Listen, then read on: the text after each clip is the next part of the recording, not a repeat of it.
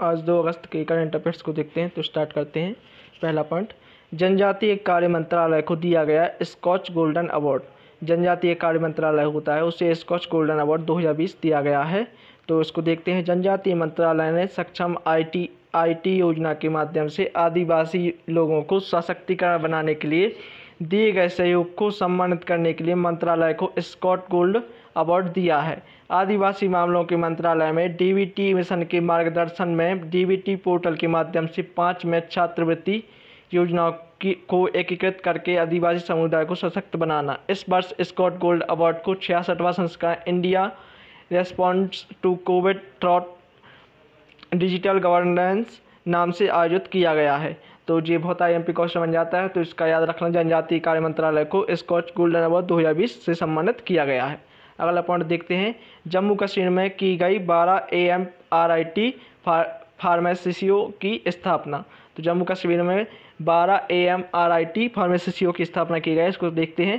तो जम्मू कश्मीर राज्य में 12 नई AMRIT फार्मेसियों की स्थापना की गई। इस फार्मेसियों को लॉन्च करने का मुख्य उद्देश्य कंज्यूमर्स के दवाई खर्च को कम करना। AMRIT फार्मेसियों स्टोर पर अब कैंसर और हृदय रोग के इलाज में प्रयोग की जाने वाली दवाइयों पर 60% तक छूट दी जाएगी। कितने परसेंट छूट दी जाएगी? 60%। AMRIT फार्मेसियों को आयुष्मान भारत प्रधानमंत्री जन आरोग्य योजना राष्ट्रीय स्वास्थ्य नीति के अंतर्गत जोड़ा गया है। तो किस योजना के अंतर्गत जोड़ा गया है? प्रधानमंत्री जन आरोग्य आयुष्मान भारत प्रधानमंत्री जन आरोग्य योजना के तहत। अगला देखते हैं।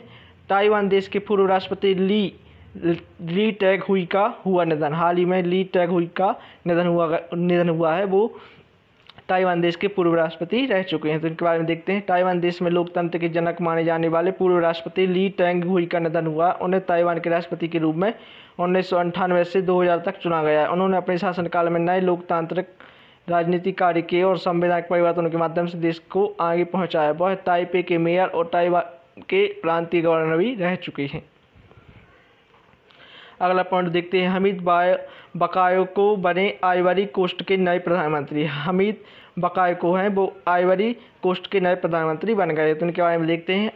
आइवरी कोस्ट के नए प्रधानमंत्री देश के वर्तमान रक्षा मंत्री हमीद बकायोको बने। हाल ही में पूर्व प्रधानमंत्री अमाडऊ गॉन चोलीवरी का निधन हुआ है, जिसकी वजह से उन्हें राज्य का प्रधानमंत्री बनाया गया। बकायोको ने 2003 से 2011 तक की गई नई सूचना और संचार प्रौद्योगिकी मंत्री के रूप में कार्य किया। वह हमारे बकायोको पार्टी के संस्थापक एवं दैनिक समाचार पत्र ले पैट्रियोट के प्रभावी भी रह चुकी है। अगला पॉइंट देखते हैं।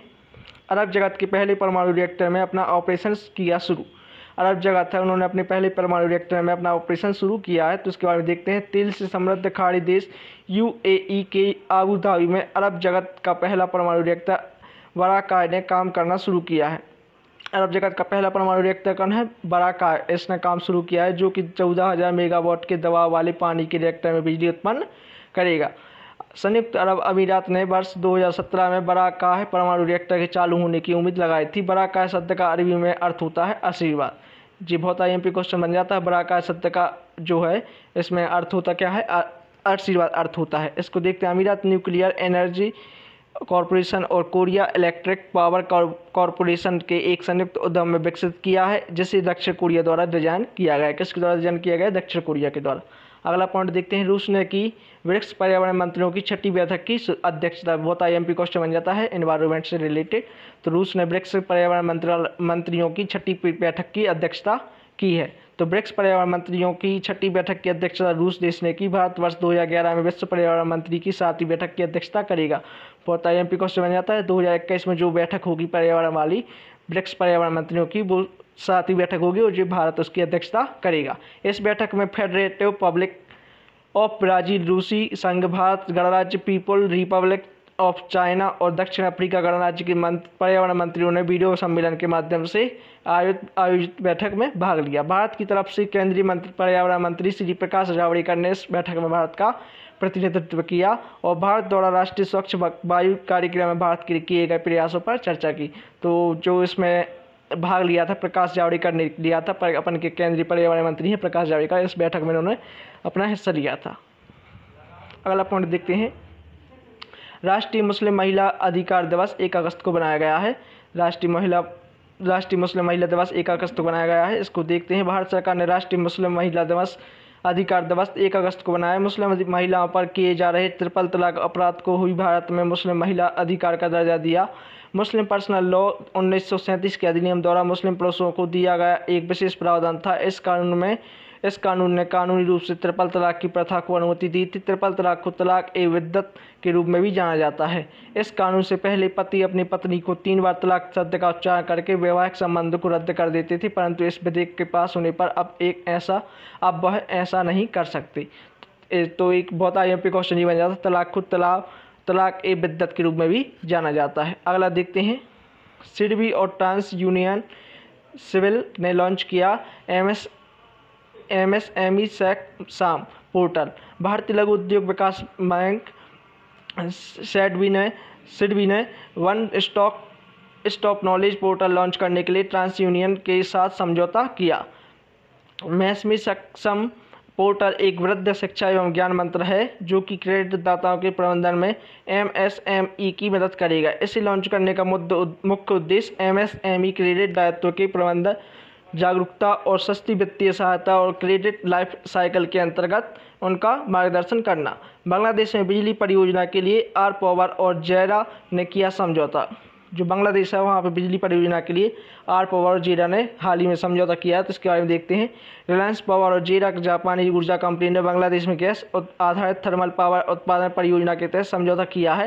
रिलायंस पावर ने बांग्लादेश में मेघना घाट में 745 मेगावाट प्राकृतिक गैस संयुक्त चक्र बिजली परियोजना के लिए लगभग $642 मिलियन ऋण देने की घोषणा की है। रिलायंस पावर द्वारा वर्ष 2022 में कमर्शियल ऑपरेशन के तहत 745 मेगावाट प्राकृतिक संयुक्त चक्र बिजली परियोजना से उत्पन्न की जाएगी, जिसे बांग्लादेश पावर डेवलपमेंट बोर्ड खरीद एवं बेच सकता है।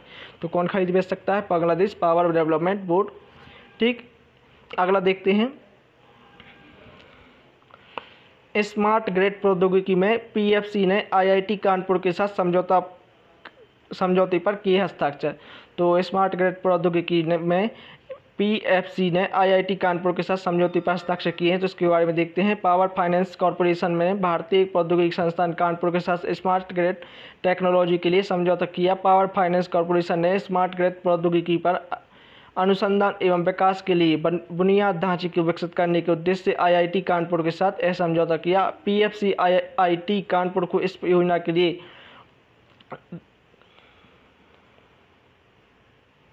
₹2,38,97,000 करोड़ रुपए की वित्तीय सहायता प्रदान करेगी और 9 चुने गए उम्मीदवारों को फेलोशिप भी प्रदान की जाएगी। तो इस परियोजना के लिए कितने करोड़ रुपए की वित्तीय सहायता प्रदान की जाएगी? 2,38,97,000 करोड़ रुपए की। अब देखते हैं इससे संबंधित 1 लाइन फैक्ट को अगले पार्ट में।